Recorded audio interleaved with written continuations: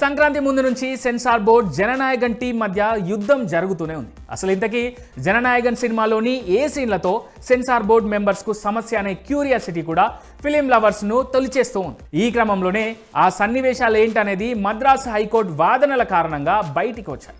జననాయకన్ చిత్రంలో మత విభేదాలకు ఆస్కారం కలిగించే సన్నివేశాలు చోటు చేసుకున్నాయని, కొన్ని విదేశీ శక్తులు మన దేశాన్ని విచ్ఛిన్నం చేయడానికి కుట్ర చేసినట్లుగా చిత్రీకరించిన సన్నివేశాలను అంగీకరించబోమని సెన్సార్ బోర్డు సభ్యులు కోర్టుకు తెలిపారు.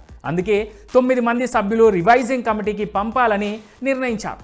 భద్రతా దళాలకు సంబంధించిన చాలా సీన్లు ఉండడం ఒక కారణమైతే, మొదట ఈ సినిమాను చూసిన కమిటీలో నిపుణులు లేకపోవడం మరో సమస్యకు దారితీసింది. దీంతో మరోసారి జననాయకన్ మూవీని రివైజింగ్కు పంపించేందుకు సెన్సార్ బోర్డు నిర్ణయం తీసుకుంది.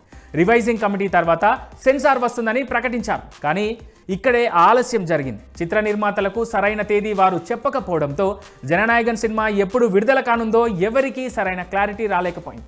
సెన్సార్ బోర్డు అధికారులు హైకోర్టులో దాఖలు చేసిన పిటిషన్ విచారణలో ఉండగానే చిత్ర నిర్మాతలు ఎలాంటి వివరణ ఇవ్వకుండా సెన్సార్ సర్టిఫికేట్ను కోరడం సముచితం కాదని మద్రాస్ హైకోర్టు ఈ సందర్భంగా సూచించింది.